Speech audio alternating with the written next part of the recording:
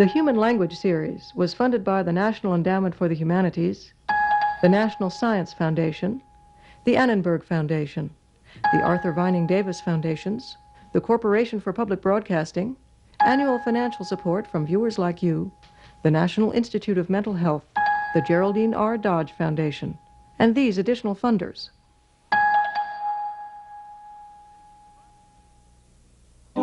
This is part 3 in a series on the human language. Language is far and away the most human characteristic there is. The one institution that we don't share in any significant way with any other organism. And that's why to study language is to study human beings. Language and communication are really different things. We have a lot of ways of communicating that are not linguistic. It's an enormously mixed system of communication. And we do this with our eyebrows, our eyes getting wider, with our lips. Facial expressions, 5, body talk, 20, 25. communication inherited from our animal past, combined with speech into an elaborate mixed system. Just the movement of the arm, sometimes tells you whether it's going to be a curveball or fastball. The arm have to be in this position to throw a breaking ball, have to be in this position to throw a fastball. The question is a legitimate one of why did language evolve at all?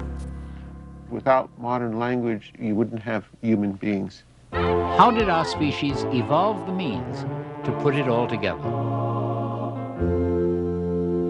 We have to assume, I think, that something so distinctive, so complex, so much at the basis of human achievement throughout the history of our species is an evolved capacity.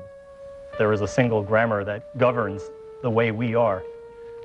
And there's also a grammar which governs the way all of life is on Earth. I'm glad that God didn't just love a small portion of people. I'm glad that he loved everybody, all of us, the whole world. DNA, a kind of language, is the instrument of evolution. So you can perhaps make the comparison between the single grammar that governs human language.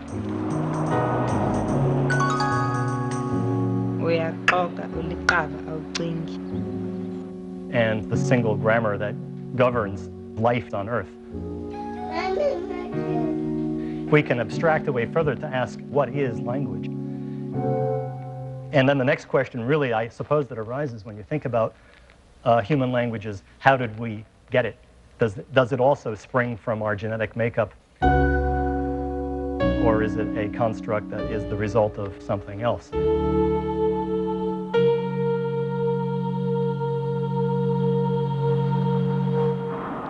Each species has its own specific form of communication, and with this communication system, they can delineate the world around them.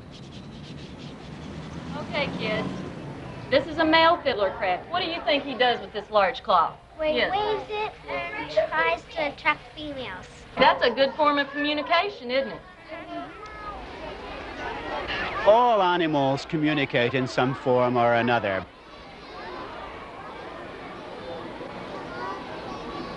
They have things to say to each other, whether by sound or sight or smell or some other means of communicating.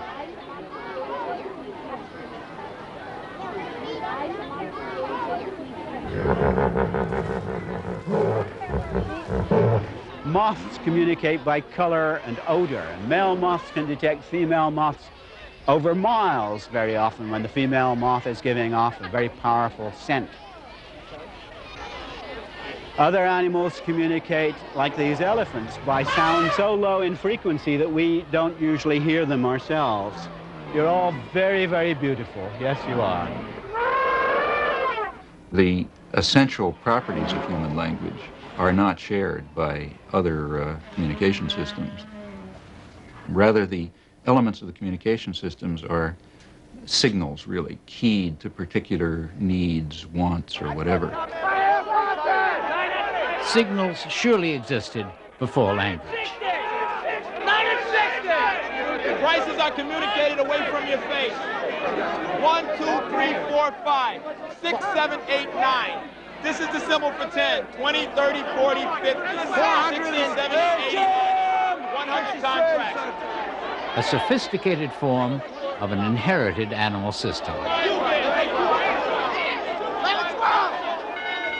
It is not possible in other communication systems to form a new thought and to express it by putting together elements of the communication system.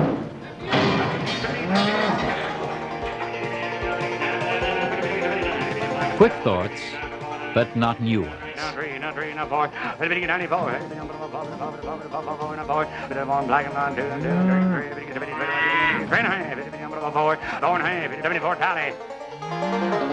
If language is so beautifully subtle and expressive, why do we continue to use these more primitive, peripheral, non-linguistic means of communication? For a very simple reason. Because they're efficient. They're quick.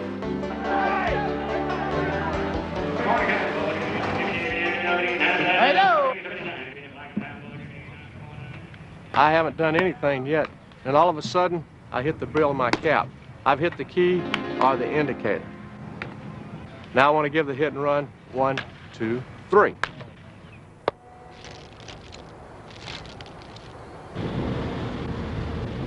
He will indicate which cradle he wants to use by touching his head or by touching his elbow.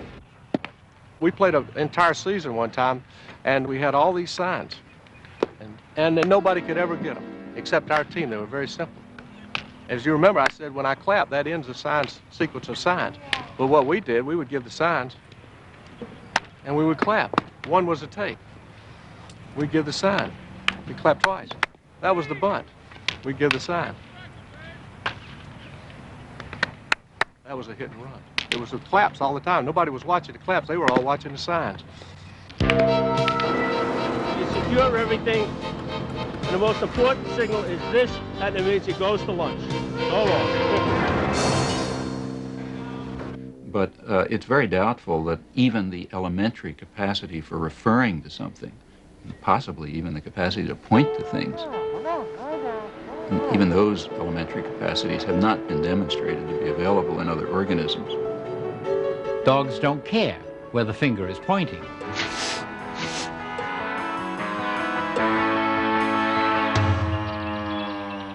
The traffic policeman on the corner can make the automobile drivers understand what he intends them to do, but the number of things he can make them understand is obviously very limited.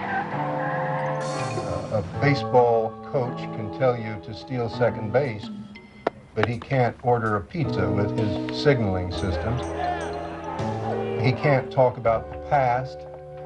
He can't change his mind. But the number of ways in which we talk without words is astonishing. Nonverbal communication is the special province of sociolinguists, like Deborah Tannen.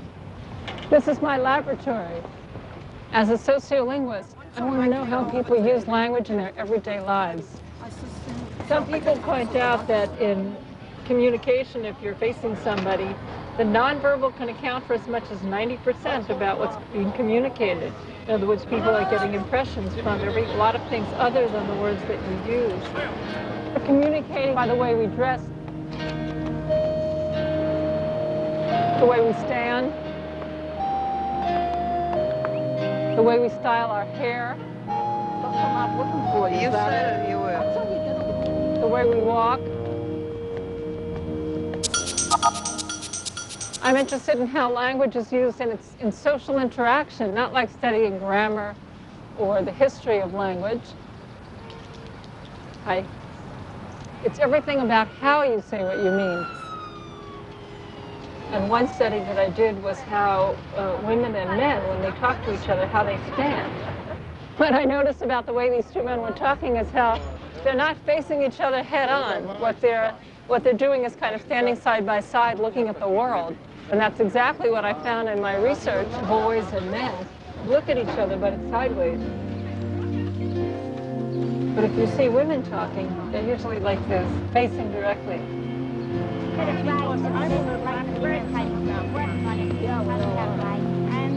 And it isn't the meaning of the words that's primary.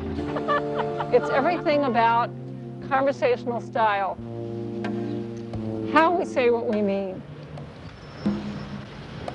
Even how much space you leave between yourself and the person you're talking to is significant in conversations. 28. But they're all. If you're talking to someone who's trying to stand a little bit closer than is comfortable to you, you think they're pushy and overbearing. If you talk to someone who's trying to stand a little farther than you think is normal, then you think they're standoffish. And if you watch two people, one of whom is comfortable standing a little bit more closely than the other one, that person keeps trying to move in. That makes the other person uncomfortable, and he tries to move out. And they will chase each other down the hall in that way until someone gets pinned to the wall. All the organs that we use for speaking have other functions too. My mother always told me not to talk with food in my mouth. Our hands, at the same time that they gesture, we also use them to hold something. And yet somehow we're able to separate that speech function from all the other functions and understand what people are saying, even though they're doing things with their mouths and their hands at the same time. We seem to be extremely good at deciding which motions that a person makes are communicative, nods and this sort of thing, and which other ones are just ancillary gestures that don't mean anything at all as far as communication is concerned. We distinguish the message from everything else that's happening in the situation.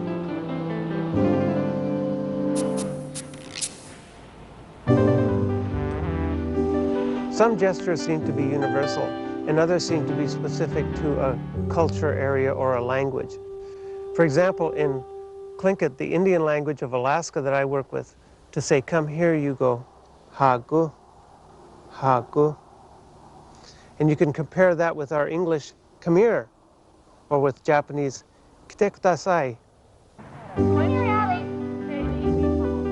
Once language evolved, there was really no reason to stop using the older methods. They have persisted, so that today we have language mixed up with all of these inherited ways of communicating, some of which we don't even know we're doing. Visual metaphors. The gesture system is analogical and perfectly synchronized with speech, which is digital. If you think of a simple mechanical event like a spinning top, to describe it in speech, we have to break this into its words and separate them into a linear string. The top is spinning. The top is spinning. But a gesture can show this event as a single instantaneous movement, and that's what is true, we think, of the primitive form of the sentence. It's instantaneous thought. Everybody gestures, some more, some less. David McNeil studies gestures on videotape to understand the special role they play. Through the drain pipe was Valentine's Eve when I really, I felt that he was doing something. A gesture is speech in its most primitive form. No, I was still at home. I was in my home. What language does is take instantaneous thought and make it linear, words after words. What gestures do is show the instantaneous thought itself. My husband was not there. He wasn't home. He wasn't home at Valentine's Eve, which for the 14 years we had spent Valentine's Eve together. I beeped him and I asked him, would he please come home? He told me, he said, come home for what? I said, well, aren't you going to be here for Valentine's Eve? And then I started trying to find out where my sister was, okay? They said Michelle went somewhere for the weekend and she had a lot of money and she was giving people money to keep her kids, okay? So I started putting two and two together. I said they're together. I didn't want to think this. I didn't want to think, it was devastating for me to think, I didn't want to think this at all. Right. So I beeped him on the beeper using my telephone. Your husband? My husband. People who don't gesture make their sentences more elaborate, more complex than people who do gesture. So it seems to be an exchange of complexity from gesture into speech. The guy she was living with, and he... Oh, she was involved with someone too. Yeah, she was living with someone. See, she had someone, and then I had my husband, and my husband told her to leave this man for him. Right. Now let's look at this one more time. And she had someone, and then I had my husband. She puts one person, her antagonist, out here in this part of space, and she puts the other person, namely her own self, at her own location in space. Now, she's going to withdraw her hand from this space, so she's leaving the antagonist space, and as she crosses this frontier over to her own space, you will see a little flutter in her hands. The meaning is changing, and she lifts up her hand, and there's a little flutter, a wave of the hand, before it goes back and it moves into the other space. At the same time, she says, and then. That's a linguistic way of marking the same kind of boundary. Here's the flutter, and now she moves into herself. And I had my husband. She touches herself at the conclusion. This woman was such a good storyteller precisely because she was so economical in speech. At the same time, she was elaborate in her gesture. She was using them in a beautifully coordinated kind of multimedia display, both visual and speech. I called him an axe. Yeah, I want to die. Literally want to die. But I don't want to die anymore, not for them. I'm going to live, write this book, and make me $1 million. And that's the end of that. We have to guard against the assumption that evolution has some purpose in mind and is trying to achieve progress. The physical world works the way it works, and evolution is, as many biologists describe it, a tinkerer. Takes the tools that are available, and they're the ones that get used. And then other things happen. We argue endlessly about how evolution occurred, but the fact that it occurred is as well established as anything we know in science. Certainly as well documented as the fact that the Earth revolves around the sun. Faces play a different role. The primary signal system for emotion is the face. It certainly isn't the words.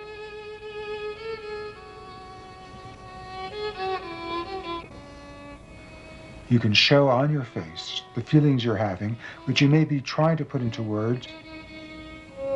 Share.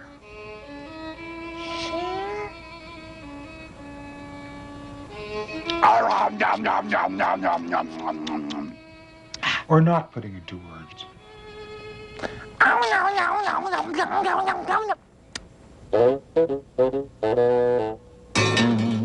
Facial expressions can occur without any words whatsoever. Now, what is the most important thing in the face? Start with any face. We'll do this. Nose, eyes. Now, expressionless, as it is right now. Let's see. Cartoonist Pat Oliphant. More language.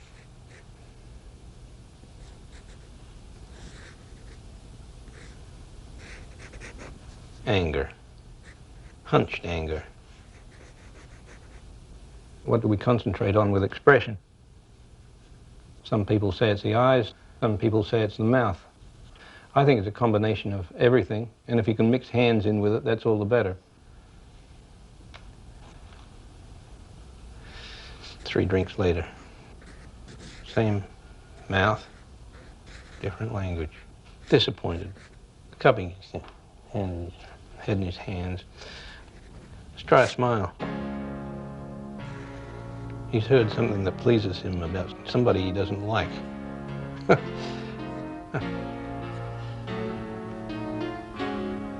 His mouth, definitely.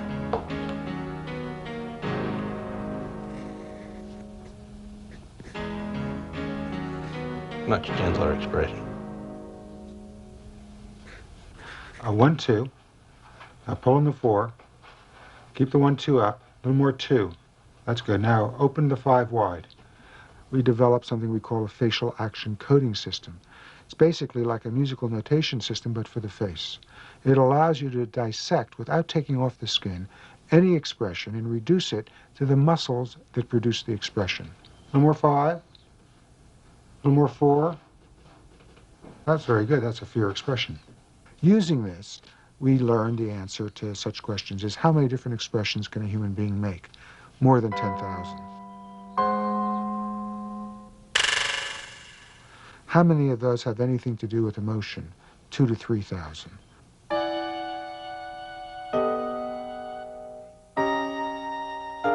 A face in the crowd after the hated dictator of Romania, Ceausescu, was executed.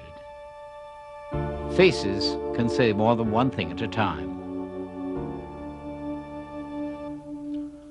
When people I meet learn that I study facial expression, their usual response is to say, oh, you can read my mind, and they'll often blush. And I try to tell them, I cannot read your mind. The face does not tell us what you're thinking. It only tells us how you feel about what you're thinking. I can read your feelings, but not your mind. If I want to read what you're saying, I have to read your lips. If I want to read your emotions, I have to read your total expression on your face. So maybe about a 12B, 25. The smile is the easiest expression to recognize. It's a very loud, clear, universal expression. Very hard to do. I mean, one of the interesting things about a really genuine happy is you can't do it deliberately. Okay, now you do it. Now you break down into a real pleasure response, but if you try and do it deliberately, you can't. In the true enjoyment smile, the eye muscle and the lip muscle occur together. Now, in the polite smile, the eye muscle isn't part of it. It's just in the lips. Is that so? Thanks a lot. Really enjoyed that. That was a great party. If you look at the brain activity, you find a distinctive pattern that's associated with positive emotions in the smile that involves both the lips and the eyes. So there's a very wide variety of evidence to show that this is a very robust distinction. I set out to try to demonstrate that facial expressions were very specific to each culture. That an expression would mean one thing in one culture and a totally different thing in another culture. I was completely anti-evolutionary in my viewpoint. But my evidence showed me just the opposite. I needed to find people who were visually isolated. Otherwise, I mean, when I found comparability in expressions between, let's say, Japanese and Americans, you could always claim that that was not due to their evolutionary heritage. It was because they were all watching John Wayne on the tube. So Ekman went to New Guinea in 1967. At that time, the people were truly isolated. The evidence of universality, of the same expressions signifying the same emotions in every culture that's been studied, shows to us that Darwin was correct in his theory that these expressions are innate, they're not learned, they are part of our evolutionary heritage, as I believe is our entire emotion system. Doing the work to map out exactly what the repertoire of expressions are, which ones serve a linguistic function, which ones show emotion. No one had really ever asked these questions before or answered them, and it took me about 15 years. There are 6 or perhaps 7 emotions that have a universal expression. Enjoyment, anger, fear, sadness, disgust, surprise, perhaps contempt as well. For each of these emotions, there's a small set of expressions that are the same for all people, all over the world.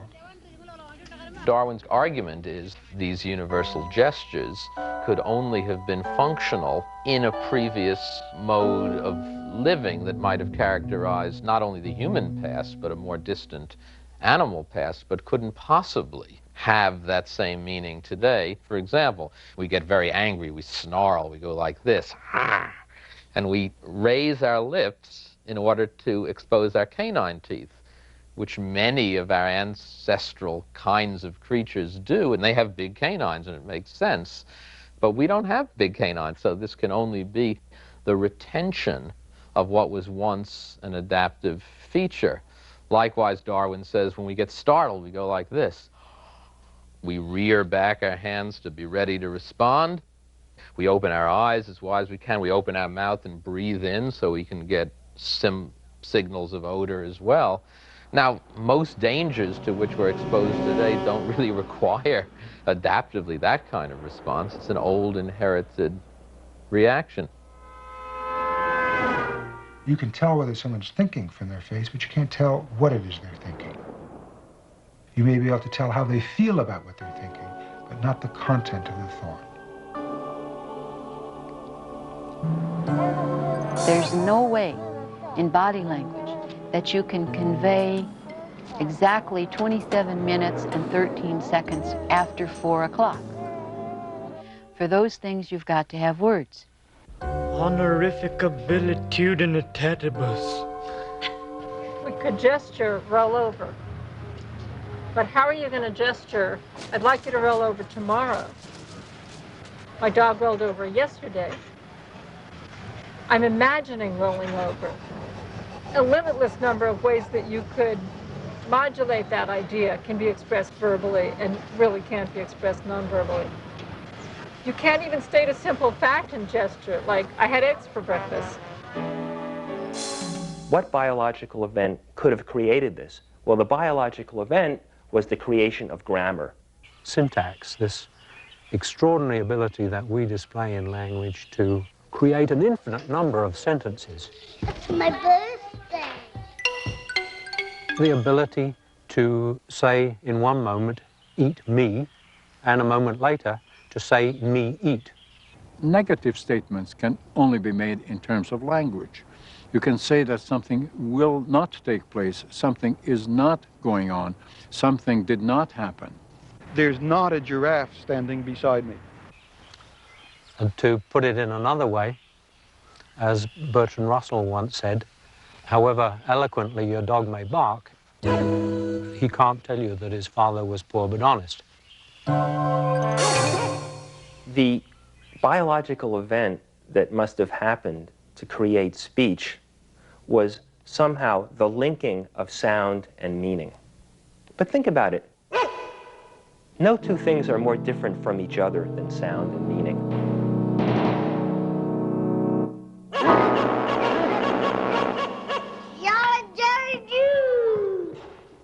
A lot of animals can make sounds, but no animals, except in the most rudimentary way, can relate sound and meaning. One might ask why nature chose sound as the vehicle for linguistic communication. What kind of bus truck? Get back down that hill! Hurry up! Get over there, hurry up! There are, after all, only about 20,000 nerve fibers that connect the ear to the brain. Let's go, Pop, let's go! The meaning can be perfectly clear. Words alone may not be.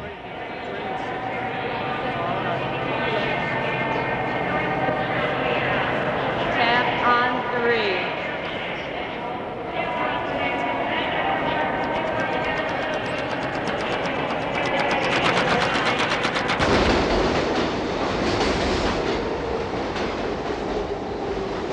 Often, our eyes would seem more useful than our ears.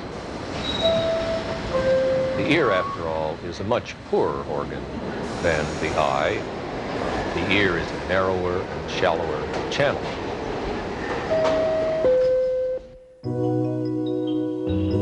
Signing requires that we look at each other. If we don't look at each other, we can't understand each other. Hi. We can talk around corners. Groups can chat in the dark. Speech leaves our hands free to do other important things.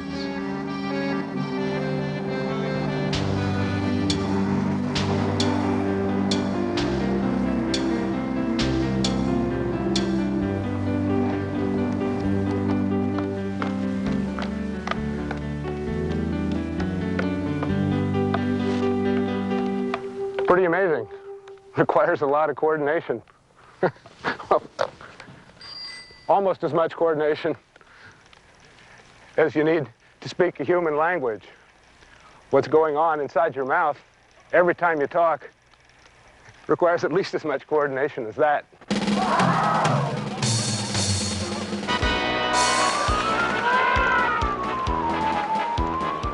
Well, speech production is sort of like a three-ring circus. You think of people doing complicated things like walking tightropes or balancing on tops of elephants or horses. Speech is probably more complicated than that. Your tongue is moving up, forward, back, down. At the same time, there's a flap in the back of your mouth which is moving up and down to close your nose off. There's very subtle, small movements are being executed with great skill and with great speed. If you looked at an X-ray movie of your mouth, you'd be amazed. This dynamic process of speech articulation. A very elaborate ballet is being performed. So who executes this dance? Well, there are 6 dancers. The lips, the 3 different parts of the tongue, the soft palate, and the larynx.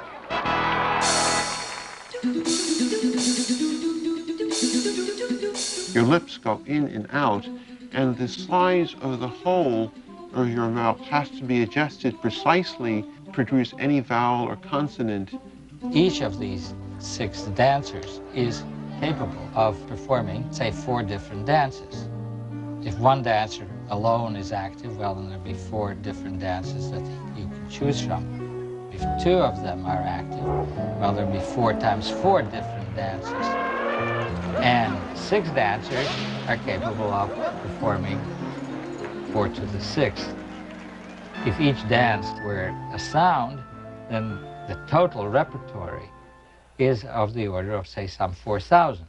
So that we come equipped into this world with some little subset of the universal possibilities which were given to us by the fact that we were born human. See them. Everyone that I know says the same words, pronounces them the same way. All the words that have ever been spoken by all the people who have ever lived have been formed out of a couple dozen of these curious linguistic objects we know as consonants and vowels. Katie does. A syllable is composed of a consonant-like element, B, D, G, a vowel-like element,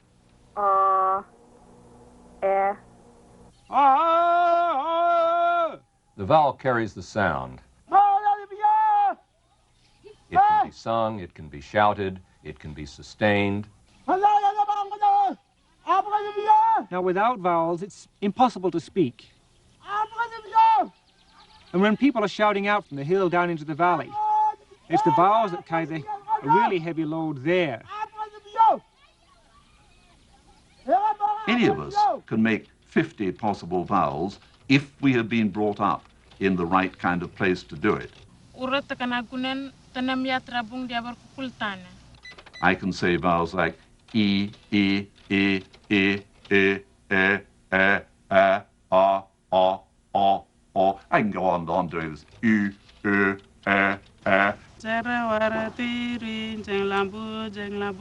mean, take a language like Swedish. Swedish has all sorts of different vowels.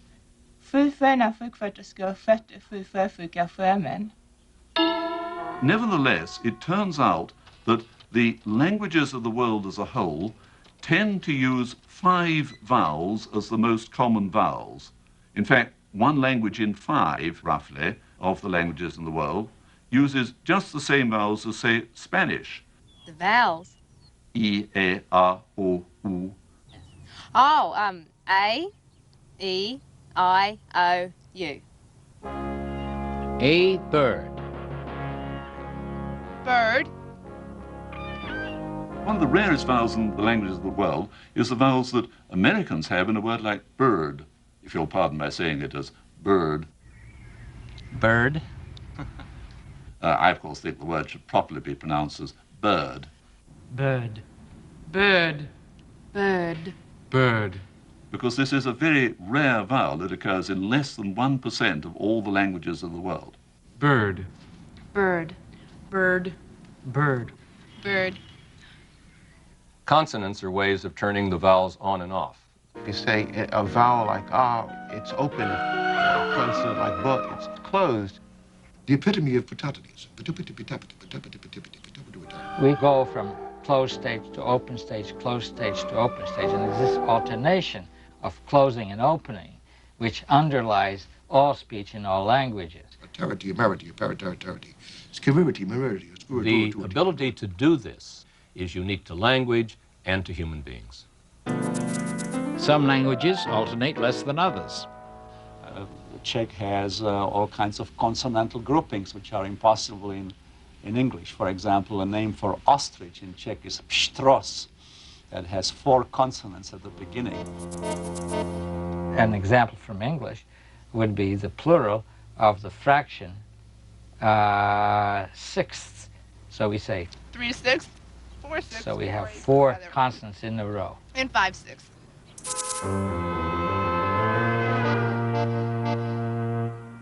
4/6, 5/6. I've had dental work today, so this area is numb. Pštros.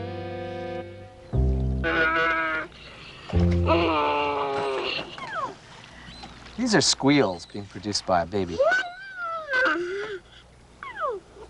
During the first 6 months of life, babies produce a lot of sounds like these. They're practicing the extreme outputs of their vocal periphery. Mum. Good morning. We have these little sounds that they produce in the first month or so of life. And then we have gooing. And then we have a whole variety of sounds that occur during the period from, say, 4 to 6 months of age. Things like and We've learned that these sound types have unique importance for infants. They turn out to be the building blocks upon which infants build mature sounds of the world's languages. these sounds produced with quick syllable articulation, quick consonant vowel articulation, are required if the child is going to be able to live up to the requirements of talking. The baby isn't really talking yet. What babies do produce are a small core set of universal syllable types that occur in all the world's languages that babies all over the world seem to prefer.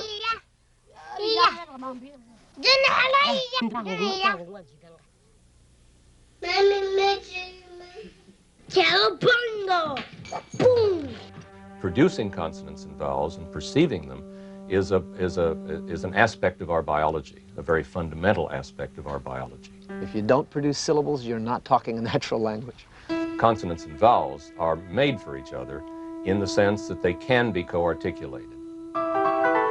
Co-articulation, the effect of a preceding sound on a following sound, is an extremely important aspect of human language and enables us to go much more rapidly than we could otherwise. Live, love. So I don't say b-a, I say ba, a single piece of sound that contains both the consonant and the vowel. Your mouth gets ready in anticipation so that even before it forms the first consonant, k or l, it knows what the vowel is going to be following it. Cool, kill. And so you get a different k and a different l, depending on what's going to follow it. Here's the first one coming up. Why are you weary? Why are you weary? The vowel is being spoken at the same time that the consonant is being spoken, or at least the gestures appropriate to these two events are being grossly overlapped. It's a word! That's called co-articulation, and that's the heart of the speech code. The primary advantage of human speech is its speed. The slow talkers of America. You can imagine that through the history of humanity, speed of communication has been a major factor in our survival. We can easily go at rates as high as 200 or 300 words a minute. Here in New York City, right? In New York. People can understand it at rates as high as 500 words a minute. About the weather, how about those Yankees? I just got the proposal. I think the perfect way to proceed at this point, 10:30 a.m., would be for me to have my system duplicated, collated, translated, telegraphed, reciprocated, reiterated, and expurgated. Then I think with all due haste, my system should tabulate it, word process it, index it, file it, cross-reference it, computerize it, and make sure that every man, woman, and child in the United States gets a copy. To do this whole process, you also need a brain that can control all these complicated maneuvers. And it seemed probably evolved in concert with the vocal tract, because if you look at a chimpanzee, you find that the chimpanzee cannot produce any of these maneuvers for speech production. A very meager vocalization repertoire can be developed, and its utilization as speech has been a sore failure. No way. They just don't have the brain mechanisms to control this vocal apparatus. Well, we know that language is biological because there's parts of the brain that humans have that serve no function than to allow human language to take place. The two sides of the brain are specialized differently. The left hemisphere primarily for language processing, while the right hemisphere has its own set of specializations for visual spatial processing. It seems that the left hemisphere, for example, has an innate predisposition to language.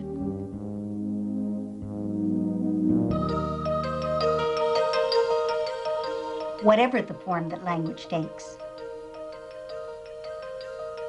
The important thing is that language is not mouth stuff, it's brain stuff.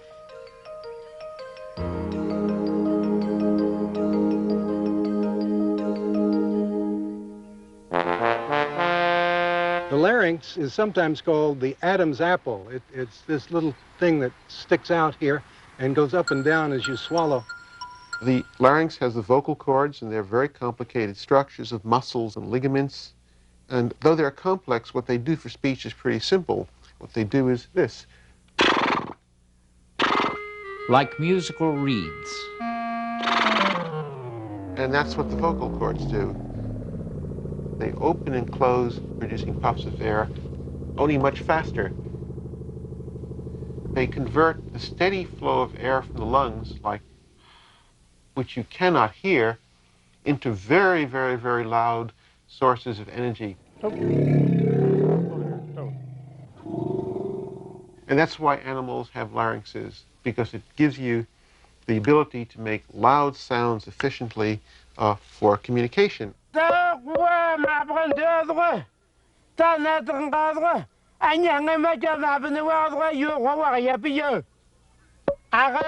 One of the most important things in the evolution of modern human beings is the descent of the larynx down to here. It went from up here in early hominids, early human-like animals, down way, way, way, way, way down to here.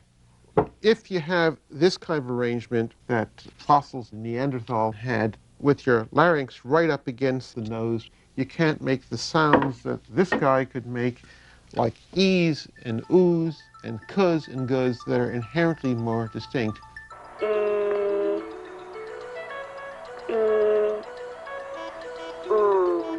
E and oo are the sounds that only humans can make. Hi, bye. You say hi, something of this sort has a vowel E. Hi, bye. Hi, bye.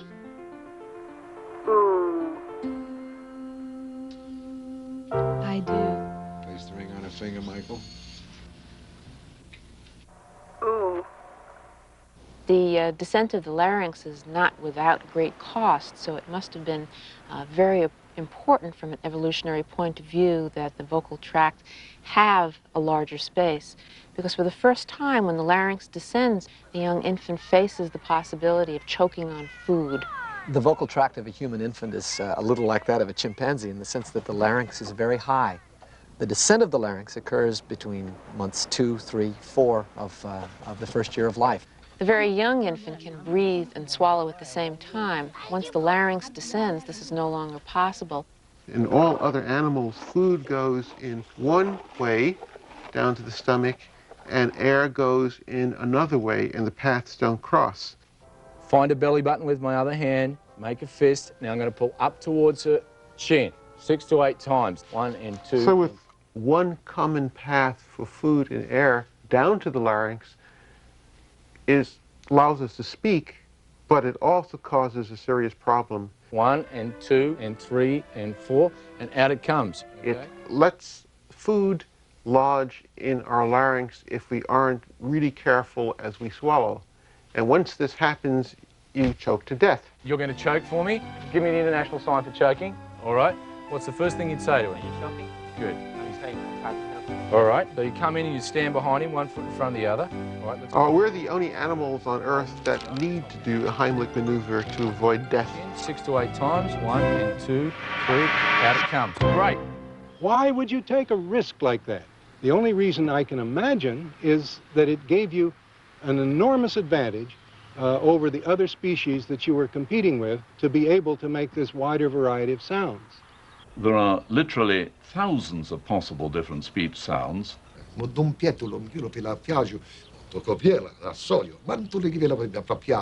those thousands, several hundred have been observed in the languages of the world. And that it is the same group everywhere you go. But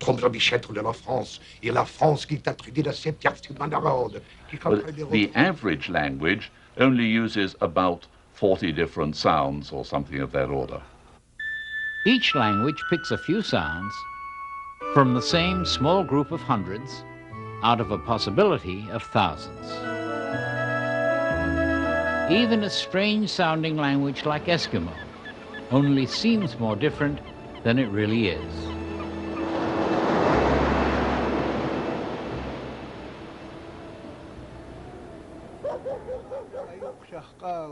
Tawad suko apuris kanang aman nakan apasok suko yugom li suko ayokos katawad.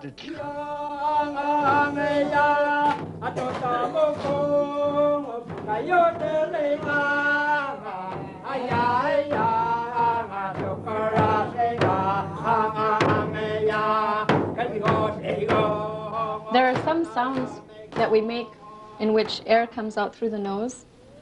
Ma. Huh. Ma. Some of those sounds are actually in other languages, such as Welsh. Welsh has the sound which Eskimo has, and Russian has as well. So really, there aren't that many sounds which Eskimo does have that are totally unusual or foreign. Why, if there are all those different possible sounds, why do some of them never occur?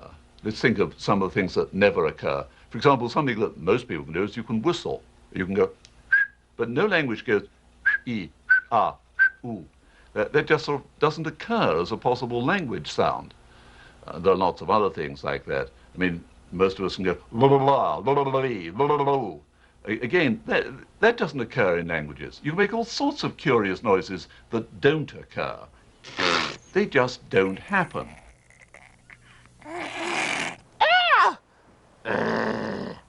This certainly suggests that language was not invented by human beings. Rather, it evolved with the evolution of our species.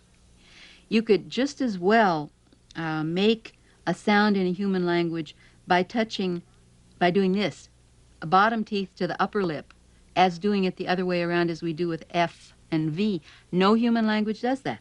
It's just as easy to do. There's no logical reason not to do it, but it absolutely never happens. And it's hard to understand how that could be true if it were not something hardwired in the human brain.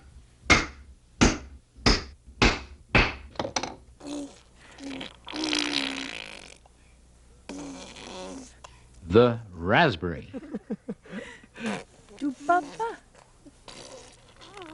These raspberry sounds, they are very rare in languages, and yet almost every baby that we have ever studied in a longitudinal fashion, meaning month after month, at some point in time, not only produces some of those raspberries, but does it systematically and repetitively. And often with cereal in their mouth.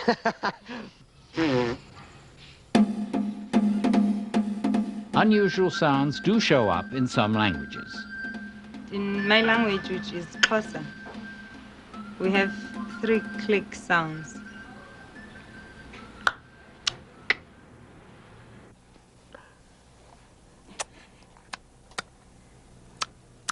And every baby can make them.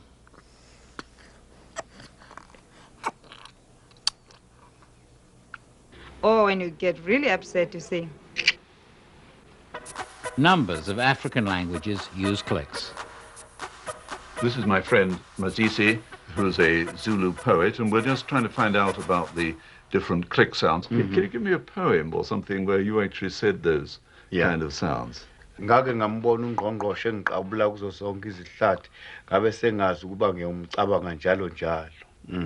It just means I saw a great man who kissed me in all my 1,000 cheeks, and I knew then that I'll know him forever and ever. What made all this possible? Everything we call civilization. How did language begin? Nobody knows. An Australian town. Yet another version of the mysterious human language. Language is itself a living, independent kind of creature. It certainly wasn't made in the first place by any committee. It certainly is not governed by the scholars or by the academies or by anybody in any kind of government. It evolves and changes all by itself. And nobody really has a good explanation for what lies behind those changes. The real problem with the evolution of language is that we so often get caught in the adaptationist bias of the strict form of Darwinism, which claims that anything as important as language has to arise slowly and gradually, step by step, each step as an adaptive solution to an immediate environmental circumstance, each in continuity one with the next. And it's hard to imagine language evolving that way. Language is such a all or none phenomenon in humans. It has such a quirky and apparently universal structure. Well, it's almost unimaginable that humans invented language, any more than humans invented their circulatory system. Maybe it was the event that created the human species. It is the simplest hypothesis to say language evolved only once, and all languages today are descendants of this one proto-language. There's some speculation that there was one Eve about 200,000 years ago from whom all existing humans derived, and that some set of mutations or whatever had taken place at about that time that led to the original language of which all the existing languages are variations. That's possible, but it's by no means necessary. The brain evolves for some cognitive benefit of larger size, and it may be a very complex set of cognitive benefits, but it probably wasn't language. And then by virtue of its size, is capable of doing all sorts of things that have nothing to do with the original reason for the increase. It could have been that when the brain reached a certain level of complexity, it simply automatically had certain properties, because that's what happens when you pack 10 to the 10th neurons into something the size of a basketball under the particular conditions of a human physiology that had then been reached. My own estimate is that language, human languages of the sort that we would recognize, are probably 100,000 years old. And the brain continued to evolve after these linguistic events began to take place, so that they are a part of the brain, and the human brain would simply not function properly without those components. That there could have been multiple sources of language, and nevertheless they would still look very much alike because they're all being created by the same minds. Ngake ngambona ungqongqoshe engiqabula kuzo zonke izihlathi ezinkulungwane. Ngabe sengimcabanga, ngabe sengimfihla engqondweni, ngabe sengazi ngiyakumphupha njalo njalo, ngimphuphe buya ngimphuphe hamba ngimphuphe nasekugcineni kokugcina.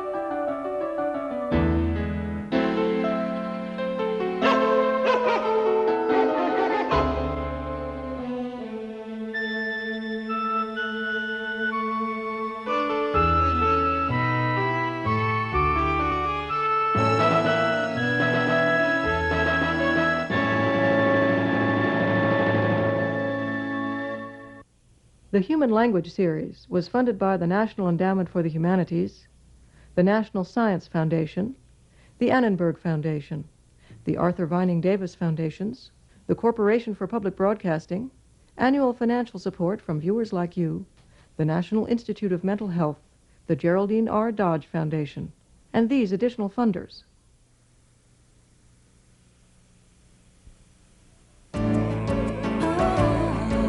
This is PBS.